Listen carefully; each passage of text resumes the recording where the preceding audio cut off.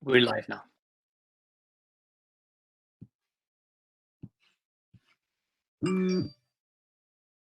Are we on record? Yes, sir, we are. Good evening, everyone. We are here once again for our Friday seminar as part of the International Commission of Human Rights and Religious Freedom, Ved Nanda Fellowship Training Program. As all of you know, that from January 1st, 2020,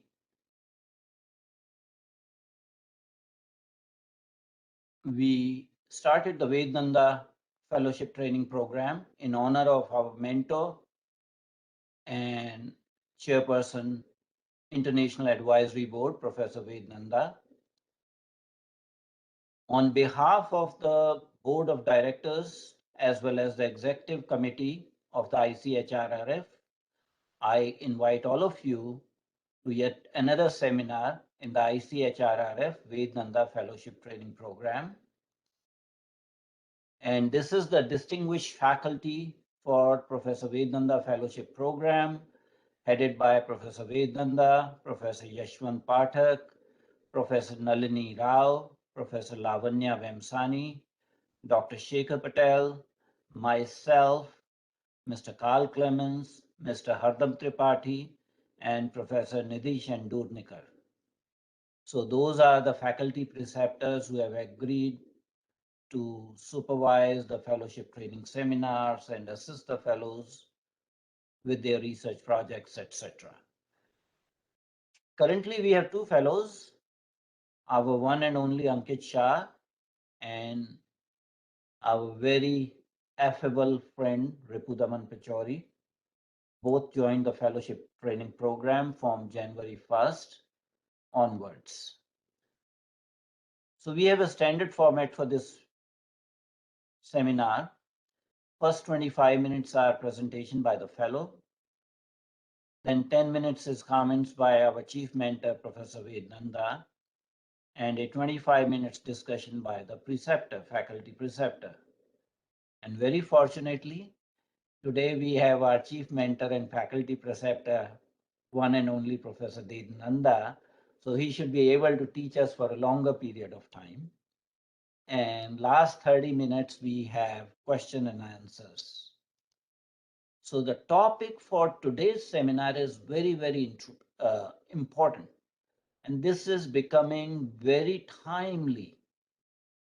The topic is crimes against humanity and extraterritorial prosecution.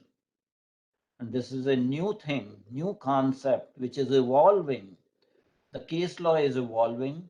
I'm not going to speak much at this stage because I know our fellowship trainee Ankit Shah does extensive research before making his presentation. And of course, we have an international expert in human rights and international law, Professor Nanda. So we will have a feast of knowledge on this particular topic. Couple of announcements. My request to both the fellows to keep on, progressing their research proposals every week and discuss with various people. We are calling for applications for July 2020 second batch of fellows. So if you know somebody who is interested, please request them to apply, send their application. We are also inviting more volunteer faculty. So if you are aware of some academician who is interested in teaching in this fellowship training program on a volunteer basis, we would be welcoming those. And lastly, a few housekeeping rules. Please mute yourself when you are not speaking to avoid noise interference. Please change your cell phones to vibration mode. Please don't try to interrupt when our fellow or esteemed faculty are speaking. Only those people in audience who identify themselves will be allowed to ask questions. Please send all your questions by the chat function. Please be very precise and specific in asking a question. Don't send detailed comments in the form of monologue. And finally, by and large, we record all the programs, and these recordings are uploaded on YouTube unless there is some technical problem. Once in a while, we have technical problems in the recordings. That time we are not able to upload, but by and large, we are able to upload almost all the sessions that we have recorded. So without further ado, we will have a very scholarly discussion on crimes against humanity and extraterritorial prosecutions. And I will invite our fellow Ankit Shah, who is sitting early in the morning in Gujarat, India, to give his presentation, followed by discussion by Professor Nanda. Ankit, it's Yep. yours. So thank you, Adityanji, for the heads up. Let's move with the topics. So today's topic is crimes against humanity and extraterritorial persecution. Now, to dwell upon the history of this concept of crimes against humanity, the phrase was first employed internationally in a 1915 declaration by the governments of Great Britain, France, and Russia, which condemned the Turkish government for the alleged massacres of Armenians as crimes against humanity. We know about the issue between Turkey and Armenia, the distribution and the swap of population, and the civilization for which all the members of the Turkish government held responsible together with its agents implicated in the massacres. Now, look at the early development. We had this Nuremberg Tribunal where, despite this early use of the term, the first prosecutions for crimes against humanity took place after the Second World War in 1945, before the International Military Tribunal at Nuremberg. The charter establishing the IMT of Nuremberg defined crimes against humanity as murder, extermination, enslavement, deportation, and other inhumane acts committed against any civilian population before or during the war, or prosecutions on political, racial, or religious grounds in execution or in connection with any crime within the jurisdiction of the tribunal, whether or not in violation of the domestic law of the country where it is perpetrated, right? Similarly, we have the Tokyo Tribunal, the Tokyo Charter of 1946, establishing the International Military Tribunal for the Far East, incorporated the similar definition for crimes against humanity. The International Law Commission, after the Nuremberg and Tokyo trials 45-46, the next international tribunal with jurisdiction over crimes against humanity. I mean, for 5 decades, we didn't see anything. The work continued the definition of crimes against humanity. In 1947, the International Law Commission was charged by the United Nations General Assembly with the formulation of the principles of international law recognized and reinforced in the Nuremberg Charter and judgment, and with drafting a code of offenses against the peace and security of mankind. 50 years later, in 1996, the draft code defined the crimes against humanity as various inhuman acts, and this covered murder, extermination, torture, enslavement, persecution on political, racial, religious, or ethnic grounds, institutionalized discrimination, arbitrary deportation or forcible transfer of population, arbitrary imprisonment, rape, enforced prostitution, and other inhumane acts committed in a systematic manner or on a larger scale, instigated or directed by a government or any organization or a group. So what is important over here to see that this after this 5 decades, in 1996, we have this elaborate coverage of this crimes against humanity concept, and we are covering not just government here, we are saying any organization or group. So this definition differs from the one used in Nuremberg, where the criminal acts were to have been committed before or during the war. So this establishes a nexus between crimes against humanity and armed conflict. Now, if we look at the International Criminal Tribunal for the former Yugoslavia, in 1993, the United Nations Security Council established the International Criminal Tribunal for the former Yugoslavia to investigate and prosecute genocide, war crimes, and crimes against humanity which had taken place in the former Yugoslavia. The definition of crimes against humanity employed here revived the original Nuremberg nexus with the armed conflict, connecting it with the armed conflict, whether international or non-international armed conflict, and expanded the list of criminal acts used in Nuremberg to include imprisonment, torture, and rape. So this was covered in Article 5 of their statute. Then we also saw an International Criminal Tribunal for Rwanda. In 1994, the United Nations Security Council established the International Criminal Tribunal for Rwanda, pursuant to the genocide that took place between April to July 1994. In this statute, the linkage between crimes against humanity and armed conflict of any kind was actually dropped.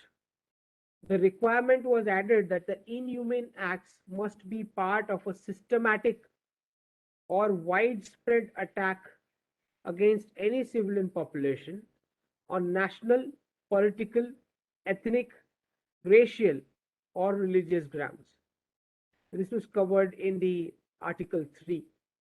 And because of the internal nature of the conflict in Rwanda, the crimes against humanity likely did not be applicable with the nexus to the specific armed conflict only. Now we have a more descriptive definition here at the International Criminal Court and the Rome Statute, this which came into force into the International Criminal Court, which came into force in 2002. It has a slightly different definition, and in its founding treaty, the Rome Statute, this crimes against humanity is defined. How is it defined? Crime against humanity here means any of the following acts when committed as part of a widespread or systematic attack directed against any civilian population with knowledge of the attack. So this phrase is important, knowledge of the attack. What are these acts? Murder, extermination, enslavement, deportation or forcible transfer of population, imprisonment or other severe deprivation of physical liberty in violation of fundamental rules of the international law, torture, rape, sexual slavery, enforced prostitution, forced pregnancy, enforced sterilization, or any other form of sexual violence of comparable gravity, persecution against any identifiable group or collectivity on political, racial, national, ethnic, cultural, religious, gender, or other grounds that are universally recognized as impermissible under the international law in connection with any act referred or any crime within the jurisdiction of the court. Enforced disappearance of persons, the crime of apartheid, very specifically mentioned here, other inhumane acts of a similar character, intentionally causing great suffering, serious injury to body, or to mental or physical health. So essentially, the Rome Statute employs a definition of crimes against humanity that ICTR also follows, minus the requirement that the attack needs to be carried out on national, political, ethnic, racial, or religious grounds. In addition, the Rome Statute definition offers the most expansive list of specific criminal acts that may constitute crimes against humanity to date. Now, unlike other international crimes such as genocide, crimes against humanity may not be codified as in an international treaty The different tribunals charged with the prosecution of crimes against humanity have tended to deploy different definitions for the crime. The Article 10 of the Rome Statute states that the statute is not to be considered a definitive codification under international criminal law, and the definition does at least reflect the latest consensus of the international community, and at this point in time considered as the most authoritative definition of crimes against humanity. Now, fundamentally, crimes against humanity, we all know, are inhumane acts. Now, this would constitute crimes in most of the world's national criminal law systems committed as part of a widespread or systematic attack against civilians. This connection to a broader or systematic attack is what justifies the exercise of the international criminal jurisdiction. The exact wordings of the definitions of crimes against humanity may differ, each definition being made up of underlying criminal elements like murder, extermination, rape, and so forth, so on and so forth, as well as the contextual elements under the criminal act committed. The defendant must know that he or she is contributing to a widespread or a systematic attack against civilians. And there have been many examples of prosecutions for crimes against humanity. Charges for particular crimes against humanity often brought in conjunction with charges for particular war crimes, where we see the connection with the armed conflicts over here. Several crimes against humanity can be found in the International Criminal Database as well. And when we look at all of these, we get to know that a record 82.4 million people are forcibly displaced around the world, either across international frontiers or within their own countries, in their own nations. Most of these men, women, children have fled their homes to escape conflicts where civilians are in great danger of becoming victims of atrocity crimes under international law. And right now, at this point in time, when we are sitting and when we hear about the Russia-Ukraine conflict, we hear news of crimes against humanity and war crimes, cases of what we call as the secret Azov battalions using torture and whatnot in the Russia-Ukraine conflict at this point in time right now. So these are largely situations in which the perpetrators are not going to face this prospect of genuine accountability within the country where they committed their crimes, and the trials most often are not going to be possible even at the international level, because the country in question may or may not be a member of the International Criminal Court. Or we see some of the blockages, like we see sometimes usage of veto power by the P5 nations within the United Nations Security Council. So the international community has to raise these issues where there's a risk of persecution for the perpetrators of some of the worst atrocity crimes of the 21st century. We have cases in Syria, South Sudan, North Korea, Yemen, Ethiopia, Myanmar, and some of the theatrical regimes like we see in Iran, Saudi Arabia, where the religious doctrine forces some kind of crimes based on the text itself. The answer to all this is, it's going to be an extra-territorial jurisdiction by the third states. Now the question is, where this third country, do this third party or third countries, what kind of mandate do they have to run this extraterritorial jurisdiction, and how far can it go? These are the kind of questions that we have, and we have seen this. There's a draft article on prevention and punishment of crimes against humanity 2019. The International Law Commission at its 71st session in 2019 submitted to the General Assembly as part of the Commission's report this draft articles where many a times we come across this word persecution, prosecution, and looking at that, let's see what's covered over there. Prevention and punishment of crimes against humanity in these draft articles.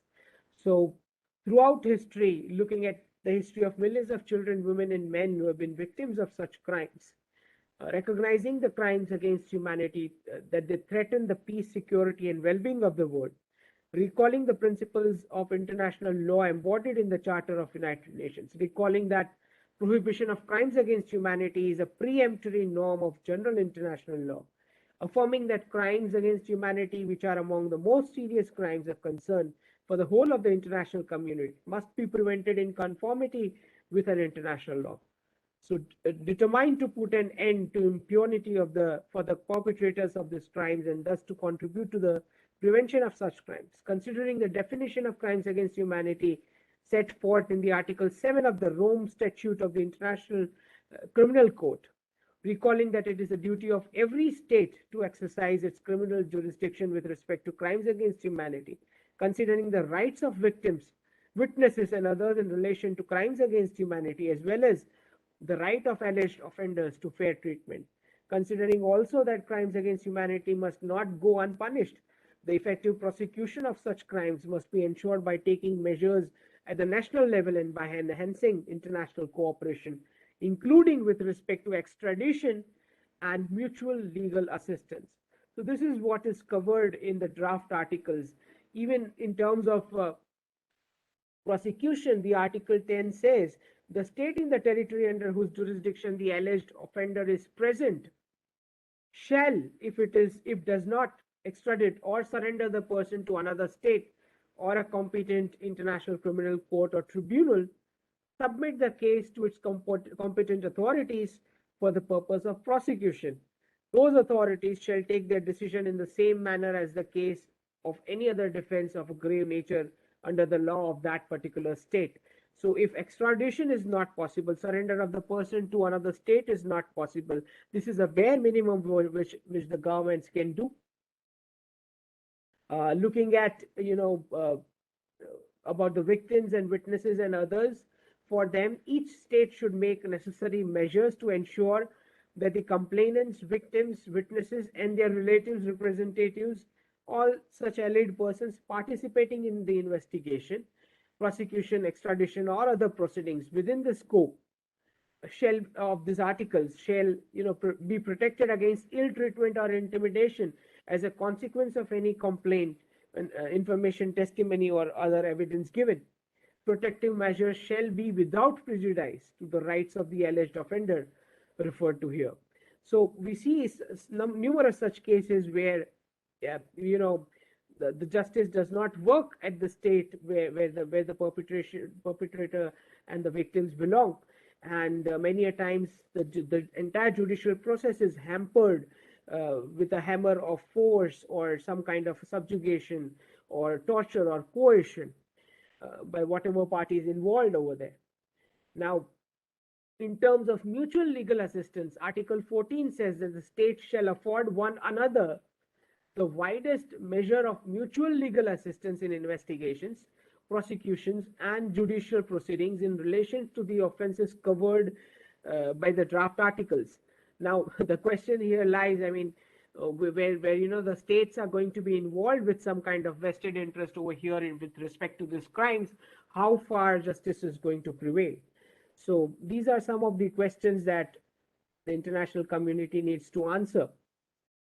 Even in relation to the offenses for which a legal person may be held liable, the requesting state, a mutual legal assistance shall be afforded to the fullest extent possible under relevant laws, treaties, agreements, arrangements of the requested state with respect to investigations, prosecutions, judicial, and other proceedings. So we have this kind of draft article framework where the prevention and punishment of crimes against humanity. Now, how far this goes on the ground in terms of practicality and implementation, that is a question that we all face at this point in time. I think I'm done with my part of the session.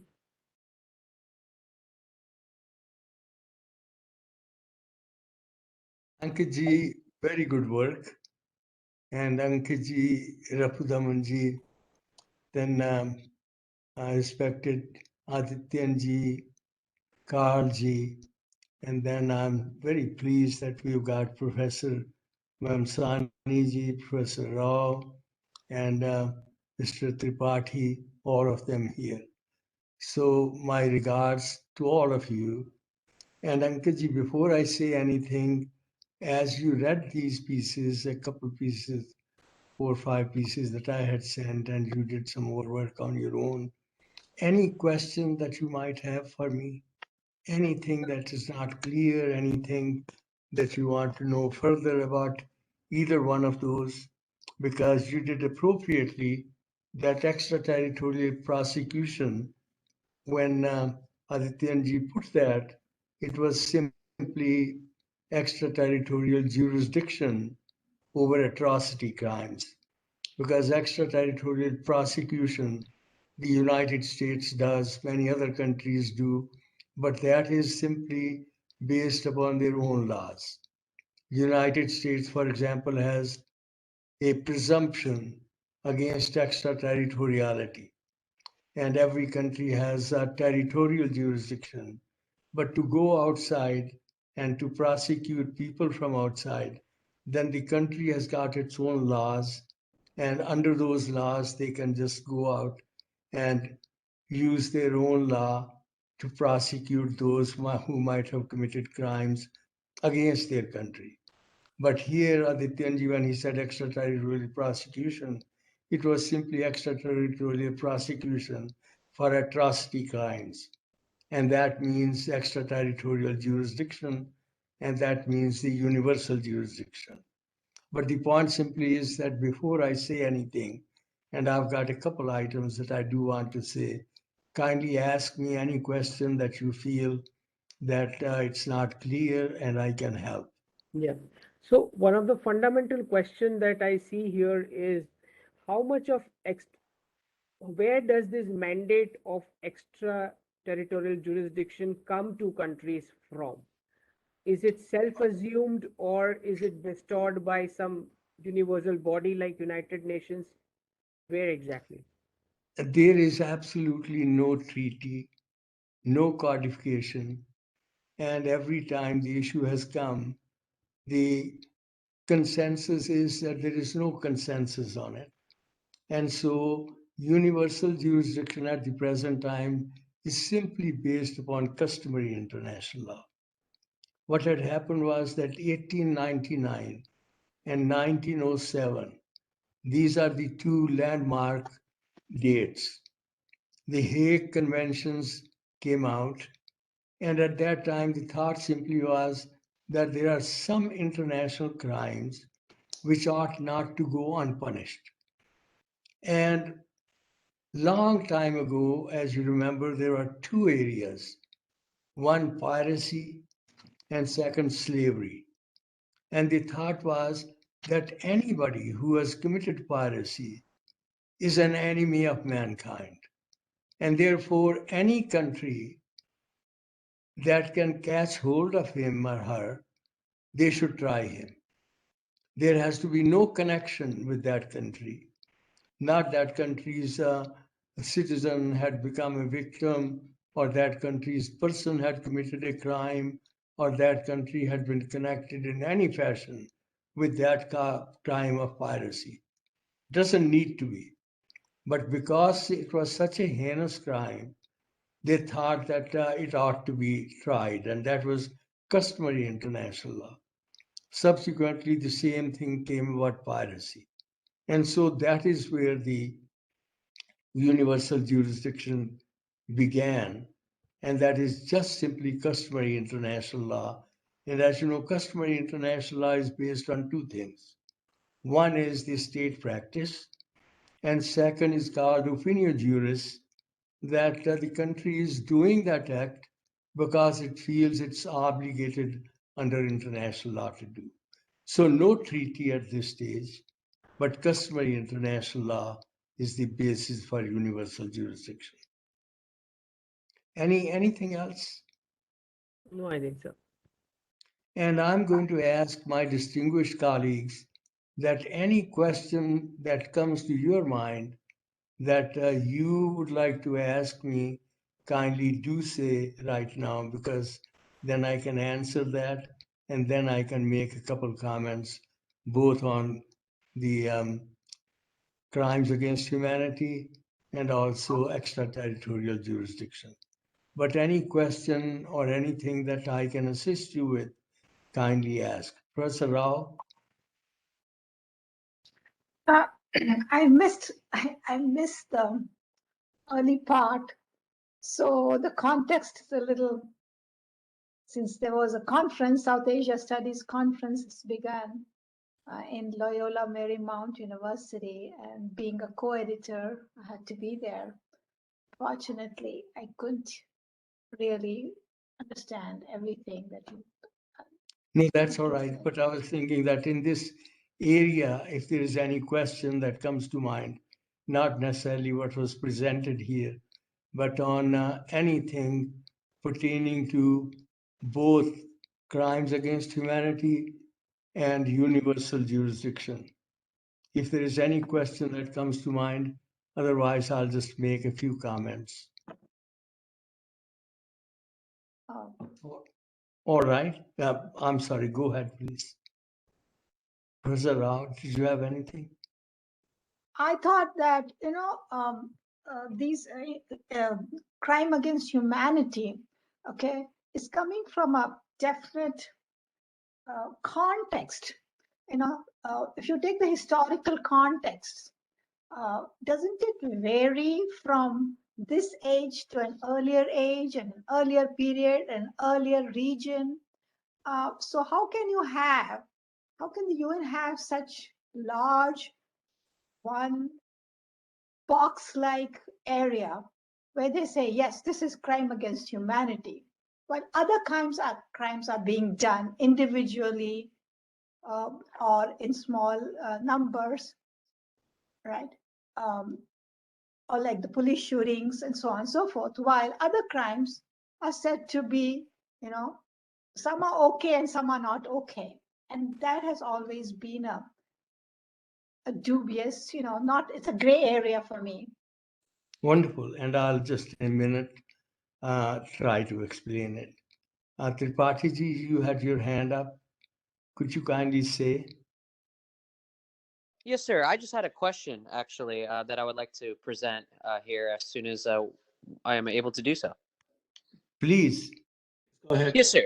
So as we're doing a discussion on crimes against humanity, and we're speaking of, from a legal perspective, I'm actually wanting to hear your thoughts potentially with everything going on with the whole Russian-Ukraine conflict and everything we've been listening in on. I would love to hear at some time your perspectives on that, and what are the international implications with respect to the crisis in Ukraine. Very good. Let me begin with that, and then I'll go to Professor Rao's comment.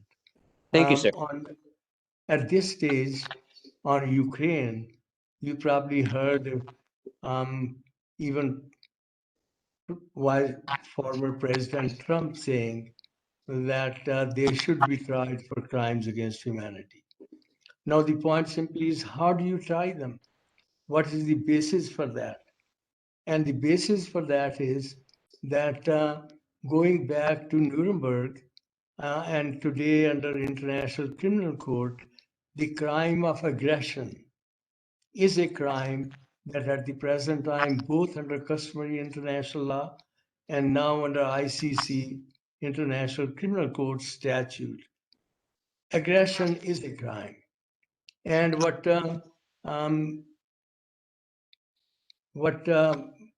Russia did at the present time is an aggression. And after having that aggression, then the answer to Professor Rao is that when we talk about crimes against humanity, there are two things. That there is widespread, that is one word, or systematic, that is attack, and the term is attack, on the civilian population. And then there is intent, and that intent is that that attack is known.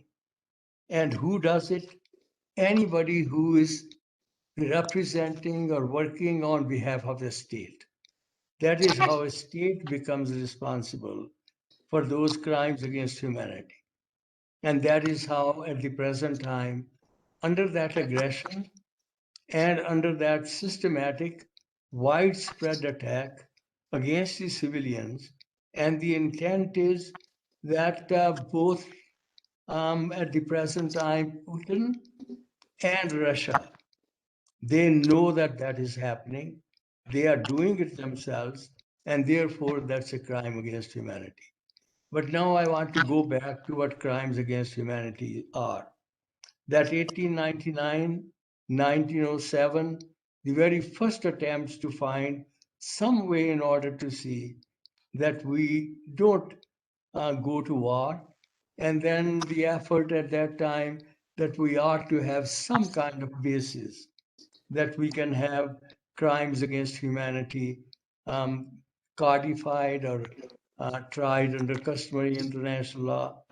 But then, as Ankuji mentioned, in 1915, at that time it was France, it was Russia, and they asked that what the Ottoman Empire had done, Turkey had done against Armenians, that it's a crime against humanity. And then came 1919, the peace conference in Paris. And at that point, the United States simply said, no, you cannot do that. At this stage, there is no basis for trying them on crime against humanity. So notwithstanding in 1915, the effort being made to say it's a crime against humanity, nothing happened. So for the first time, what happened is in that Nuremberg trial. And then there was Article 6, and in that one, they said that we are going to use crime against humanity. And all of a sudden, after that, there was a great deal of that backlash. And that was that we have no crime against humanity defined anywhere. It's not a crime. And in criminal law, as you probably know, you have to have very clearly defined crime, and only then you can try it, apply it, otherwise you can't. And the argument was that you simply made it up. There is no basis for that. And after that, then there was an effort in order to somehow refine it. And in Nuremberg, after the Nuremberg trial, there were trials done by the United States and others also, national countries. And there it was said that not only should it be war nexus, because in Nuremberg, they said that crime against humanity can be tried only if it is associated with war. And what all those Nazis did beforehand, that you cannot try that as crime against humanity. Because again, the issue simply was state sovereignty, their own laws, and that you cannot simply impose unless there is a codification. But the London Charter, in which crime against humanity was used as one of the charges, the General Assembly noted it, did not adopt it, but the General Assembly asked the International Law Commission to work on it. At that time, what happened is that the Cold War descended, and those, as you know, dark clouds and long shadows and years of all that happened. And so nothing happened in terms of codification. And now 2019, as Ankarji said, International Law Commission has now clarified it, put together draft articles, presented it to the General Assembly. General Assembly met in 2019. It could not agree. There was no consensus. This October, at the present session of the General Assembly, again the issue came up before the General Assembly. There was a heated debate, and in that heated debate, absolutely no consensus on codifying it. Because the point simply was that once you go to extermination, it's easy. But then when you come to all these different 10 elements that Ankarji mentioned, there are some of them that are kind of malleable. there is no agreed definition of them. For example, as you talk about prosecution, as you talk of imprisonment, there are many others that are not really very definite. And the point simply is, how do you find their scope? How do you find precise definition that countries can apply? And so this October, despite very heated debate, and there are many countries that said the time is not ripe, we cannot codify it. So that is where at the present time we are on crimes against humanity, because International Law Commission, which, as you know, is the United Nations body that has got two functions: one, codification; second, progressive development of international law. And these are the people, very esteemed international lawyers from different countries, and selected not the whole 193, but 40 plus people sitting in Geneva twice a year, and they take some issues and they try to put them in codification form for the international community to look at it and maybe create a treaty.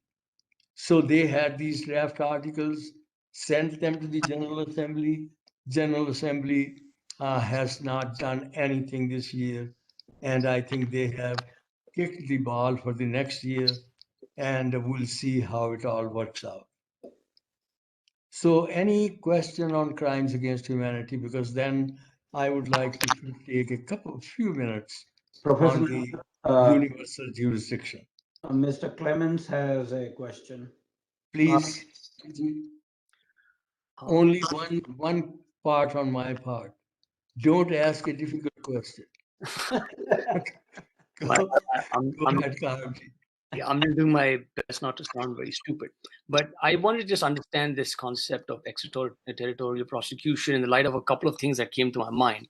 One was when I read up on extraterritorial crimes, one of the things that was mentioned prominently was sex offenses against children. And yet, one big case that was in the news in India a few years back was where a certain charity orphanages were involved in child sex trafficking on an international scale. And in fact, the US stepped in to prevent India from prosecuting them.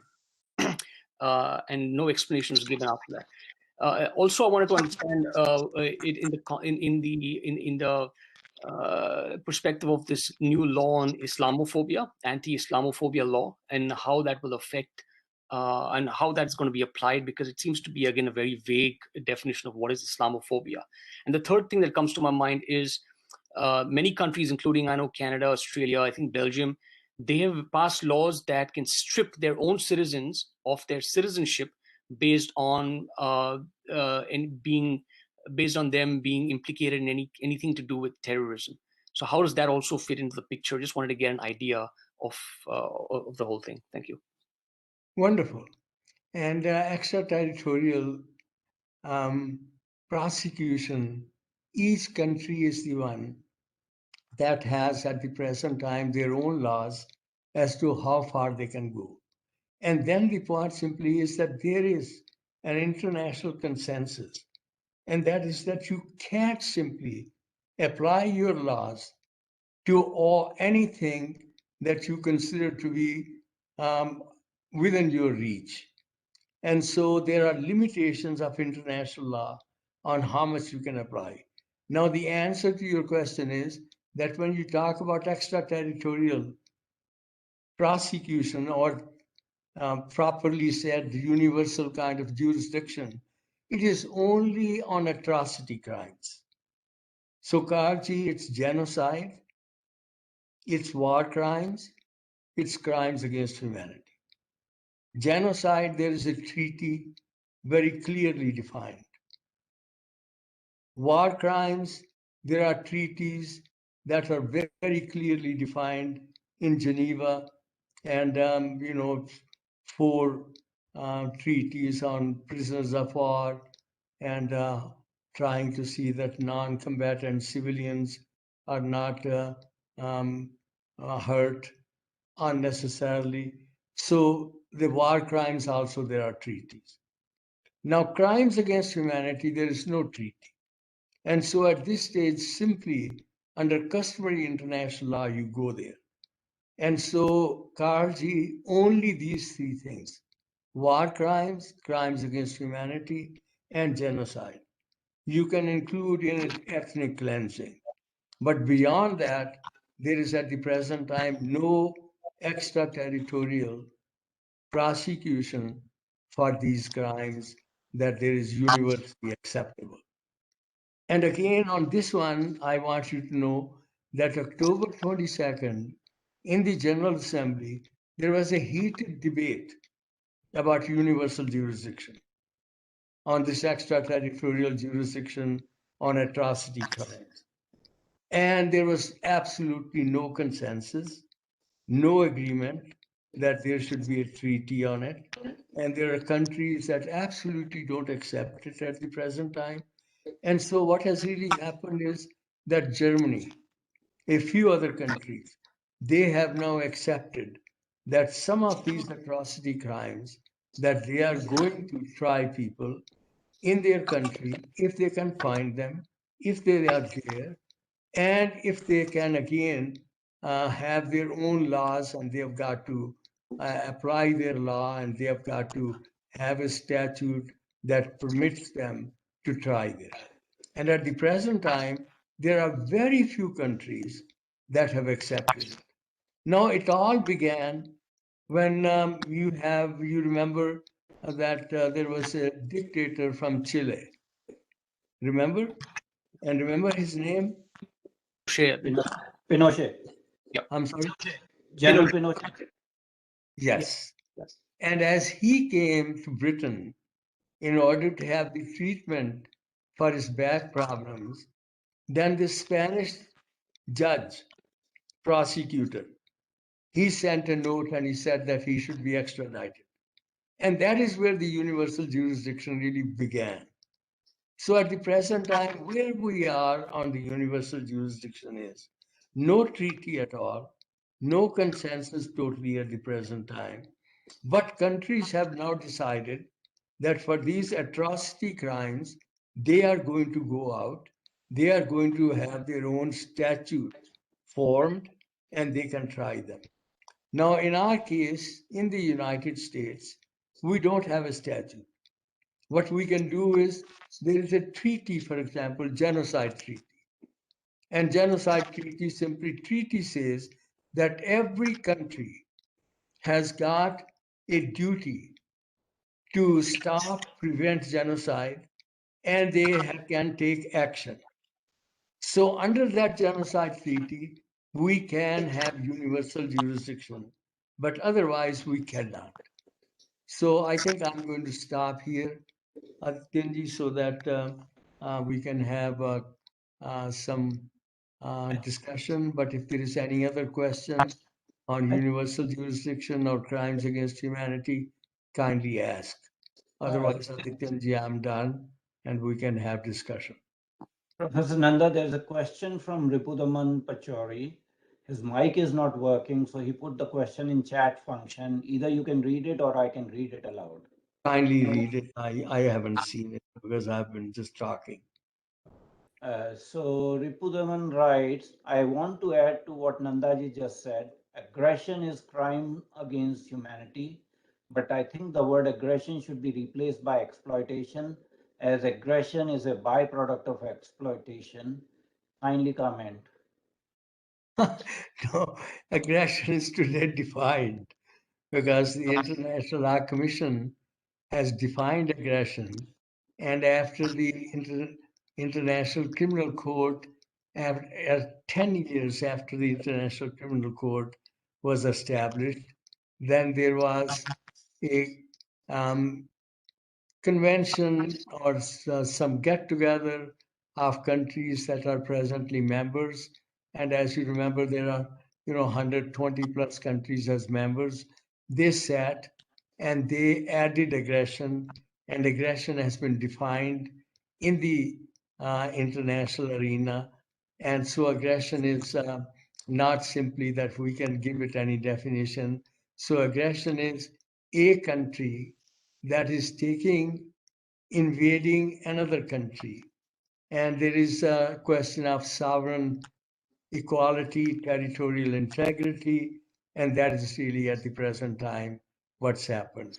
And so aggression is defined, aggression is applied, and there isn't any way to go beyond that. Professor Vamsani is here. Lavanya ji, namaskar. Namaskar. Any comment, any question? I have a small question. Please. From the religious perspective, we have just war and unjust war. One can declare war, justified war. You have to try all these methods. There are these 4 methods of reconciliation. When that doesn't work, one can declare war. That's a just war. So can we have, is there anything like that, a definition of war and aggression and how to deal with the aggression of larger states? Because they can declare war for any reason, but there should be a process where we can accept a war as justified and some war as not just. So, Lavanya, that just war concept is totally demolished today. Because when the United Nations Charter began in Article 2.4, they simply said that no use of force. They don't even use the word war. Because what had happened was that, as you know, under League of Nations, and after League of Nations, Pact of Paris, and in that Paris Pact that was accepted by countries, it was a treaty. In that treaty, they said that the war as an instrument of national policy is no longer accepted. And then League of Nations died, Pact of Paris died, and so the United Nations decided they were not going to talk about war. Because what had happened was that because that Pact of Paris said that don't declare war and then take some time and try to settle differences peacefully before you go to war. Because you're absolutely right, for a long period of time, the idea was that if you have a dispute, you cannot settle it, you can go to war. And then the church is the one that came up with saying just war concept. And on just war concept, there are all kinds of things. As a last resort, you have taken all kinds of precautions. Then you are not doing something that's going to hurt more than it can help. And there are all those in good intention. It's not a selfish motive, and so all those things.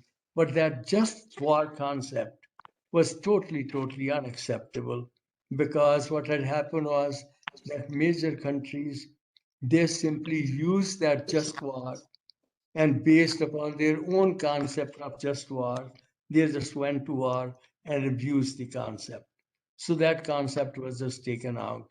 And Article 2.4 then said that you do not use force or threat of the use of force, and simply use international means in order to find settlement of conflict by peaceful means. And then in Chapter 6 of the United Nations, it gave all kind of means to do it. Mediation, conciliation, arbitration, going to the International Court of Justice, going through Chapter 8. These are regional areas.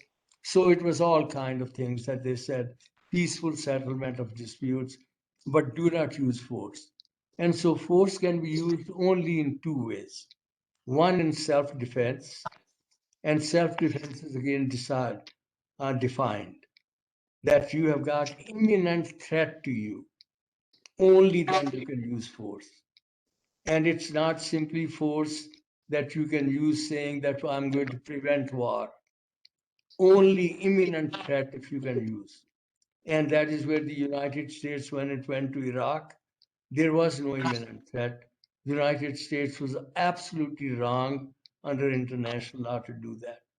So that's where we are at the present time. So just war concept is not there. thank you. Thank you so much. Aditya, I'm done. Yeah, there's another question by Mr. Pachori, And basically, he's asking your opinion that short of war, if a country is or a population is decimated or exterminated by use of forced, unjust sanctions on a population, will that call for extraterritorial jurisdiction and subsequent prosecution and conviction? I think there are two concepts that international law and international policies put together. One is the uniting for peace. And uniting for peace is the one that if the Security Council cannot act, then the General Assembly should be permitted to at least make recommendations. Second concept is that after all that had happened in the killing fields of Cambodia, in Rwanda, in Srebrenica, and that happened on the watch of our Secretary General Kofi Annan. And so he said that countries have got all these kind of rights, entitlements, sovereignty. They ought to have some responsibility. And the responsibility to protect their own citizens. If they don't protect their own citizens, then the point was that the international community, and this is a very, very high threshold, manifestly unwilling or unable to protect their own population. And if they are the ones who are, for example, Syria, that Syria is doing and killing its own people, or at the present time, Russia is going to be going into Ukraine, and we don't want to talk about aggression, but what it is doing. Is international community simply powerless? And here the thought was that there ought to be a responsibility to protect, and that is that the United Nations Security Council should take action. That is the action that they took against Libya, Gaddafi. And at that time, you remember France, Britain, United States, they sent their forces and they subdued at that time Gaddafi. Before that, as you remember, what had happened was that the United Nations took action against Saddam Hussein when it went to Kuwait. The United Nations took action in the Korean crisis. And so there is that kind of possibility. But unfortunately, with this state-centered system, 193 countries that are all prima donnas, at the present time, it doesn't work. And Hardamji, you got a comment or question, please? Yeah, Hardam has a question. Hardam, please go ahead and Hardam, why don't you put your video on? We are a small group. Yes, sir. Can you see me now? No, Yeah, we can't. please, Can you please see me? go ahead. Okay, yeah. Yes, sir. So my question was, Clear. sir, so basically with everything going on with respect to the crisis again back in Ukraine and Russia and everything else going on in the world, all the aggression I just saw in the news today with North Korea, testing their missiles. There's a lot of different issues going on with weapons of mass destruction and the use of force. And since we're talking about that, I wanted to know whether there were countries or, what's the rules based on what the UN does with respect to checks and balances? Because obviously, when you have a strong arm man, like a strong man kind of like Putin, who could easily possibly utilize WMD, are there checks and balances overall for country by country for ultimately having those nuclear codes being launched, or are there UN rules associated with that? I just wanted to see if there was a further clarification you could provide on that, sir. Paramji, unfortunately, the rule of the jungle still prevails. Oh. What had happened was that the United Nations had done Security Council 5 permanent members with a veto and the collective security system. They are the ones who are permitted nuclear weapons. They are the ones who are given collective security system, that you are the ones who are going to have an umbrella and take care of that security of the entire world. And that, as you probably remember, when Cold War descended, all that kind of vanished. The security system, the United Nations, all those kind of things. So there was Chapter 7, beyond that, it all kind of vanished. So violence that has been perennial as human nature, and the effort from 1899 on in order to temper it somehow. And at the present time, with all those responsibility to protect, uniting for peace, Security Council, as you can see, that when these nuclear weapon holders countries take action, take that law of the jungle in their own hands, at the present time, international system, unfortunately, is not able to respond. And that's what's happening at the present time. Adityanji, my apologies. At 8 o'clock my time, I have to be in India, a program in India, and I'm supposed to speak there. So please, my pranam to everybody, and I have Thank to you leave. so much. Thank you, sir. Thank you very, very much. Thank you. Professor Thank you, Nanda, sir. Pranam. Thank you. Pranam. Thank you. We learned a lot from you. No, no, no. Thank you so much as Thank you. always. Thank you. Thank you. So thanks to Professor Nanda for elucidating the things. I had a couple of comments, so since one is done, I will bring to the notice, and Professor Nanda did refer to it, the war by United States and NATO in 2003 against the Iraq was not sanctioned by the Security Council. It was a,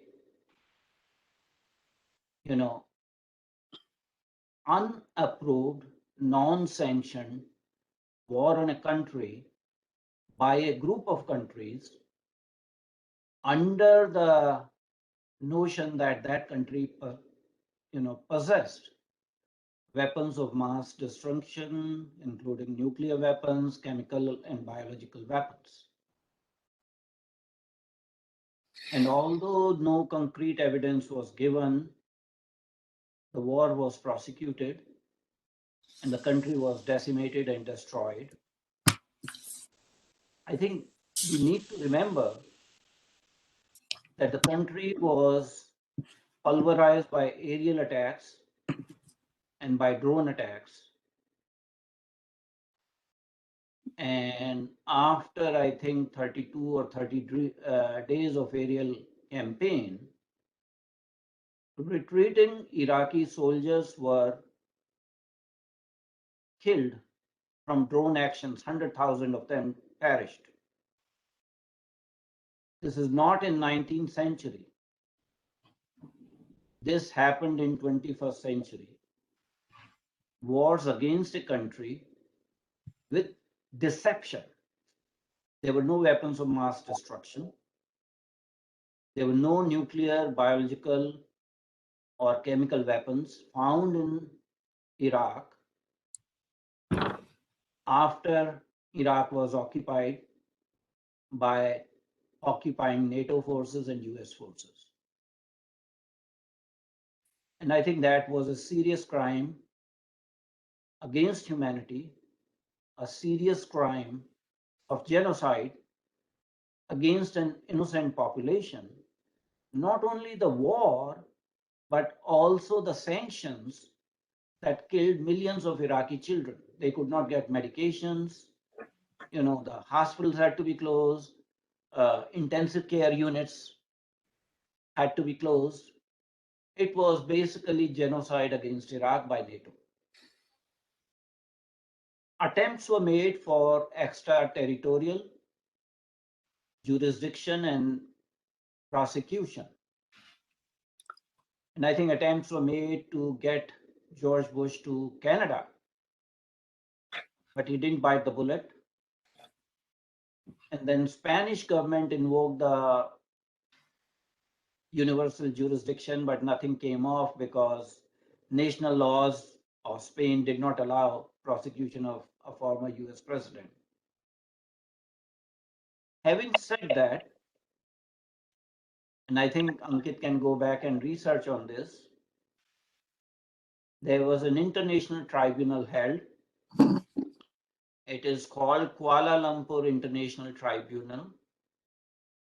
In Kuala Lumpur International Tribunal, all the precedences of Nuremberg trial were observed very scrupulously. A 5-member judicial bench was constituted. People were tried in absentia because, of course, they could not be extradited to Malaysia. Witnesses were called. There was a panel of prosecutors, and by unanimous judgment, the 5-member panel convicted George Walker Bush, Richard Cheney, and Donald Rumsfeld of war crimes and crimes against humanity. Now, the issue is that all three have been prosecuted, tried, and convicted. Is there any way to implement that judicial verdict by an international tribunal? So you come back to the issue that we still have the law of the jungle. Might is right. You can prosecute,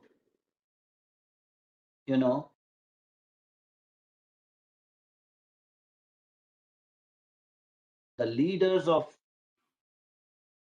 Bosnia-Herzegovina, convict them in the ICC in The Hague, arrest them in Europe, and subsequently sentence them. You can arrest, General Pinochet. These are small countries. These are small fries. So before we invoke, war crimes by Putin, what about war crimes by George Bush? I think as an international commission, we have to have even-handedness. And we cannot be sucked into jingoistic and nationalistic feelings. And we have to see war crimes and crimes against humanity wherever they are happening. So I brought this to the notice because, yes, the concept of universal jurisdiction was invoked. This information is available on record. The International, Kuala Lumpur Commission that convicted these 3 people. So we have a lot of issues, but ultimately it comes to the doctrine of national exceptionalism. And the doctrine of national exceptionalism has been invoked by the United States several times, that we are the best, we are the best legal jurisdiction, we will not subject our citizens to any other territorial jurisdiction.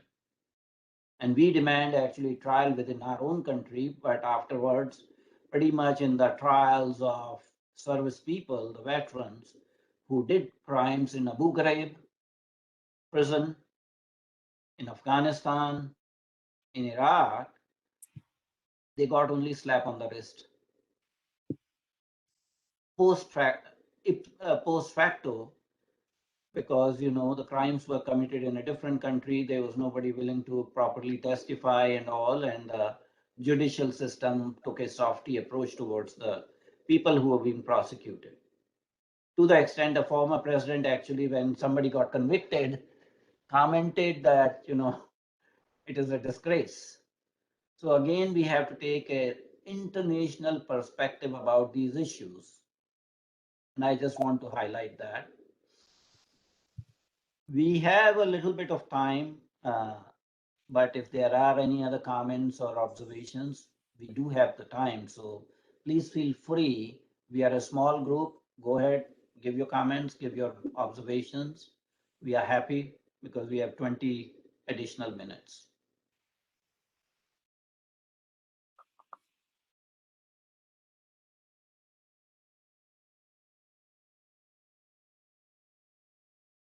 Doesn't look like anyone has anything. I have a few announcements. In last week, we added 2 members to the team ICHRRF. Mr. Brendan Parker has joined as Director of Religious Policy. And I think we made an announcement and we circulated a press release. I would suggest that those of us who are present here and have not welcomed Mr. Parker, kindly welcome him on the email trail. That will be highly appreciated, giving him a warm welcome. And second person who has joined the team ICHRRF is Ms. Christina Boozer. Christina Boozer joins us as Director of Planning. She's a licensed mental health professional with a lot of community work. She also holds an MBA, and she will be assisting us with event planning and coordination and arranging conferences, etc. As the COVID is going to disappear or become endemic from pandemic, I think we will have more person to person and more group interactions. So we hope possibly towards the end of the year to have a conference, and we'll need people who are dedicated to organizing the conference and events. So again, my request is for people who have not really so far welcomed Christina Boozer to do out in the email chain. It's copied to pretty much all the team ICHRRF members. My last announcement is that next week's fellowship training seminar training, the topic is protecting children's rights. We have not discussed children's rights, children's human rights, children as persons. So the fellow who will be making the presentation is Mr. Pachori, and his faculty preceptor is Dr. Yashodhan Agolgaonkar. Dr. Yashodhan Agolgaonkar has some, past experience of working on children's rights. He is not officially a member of ICHRRF team, but he is very much aware of the work we do. And he has graciously accepted to be the faculty preceptor to Mr. Pachori. And I'll pass on the contact information so there is coordination between the fellow and the faculty preceptor. I think we are encouraging for every seminar the fellow to have some sort of consultation, whether by WhatsApp or telephone or by email, with the faculty preceptor, so both of them are on the same page. And I think there was very good coordination between Ankit Shah and Professor Nanda, because I was copied to the communication, and Professor Nanda did give a lot of articles and material to Ankit. So I hope we continue with that tradition. So between the fellow and the faculty preceptor, there is some discussion before the presentation, and they are on the same page. So with those comments, we can call it a day if there are no other issues. Okay, namaskar.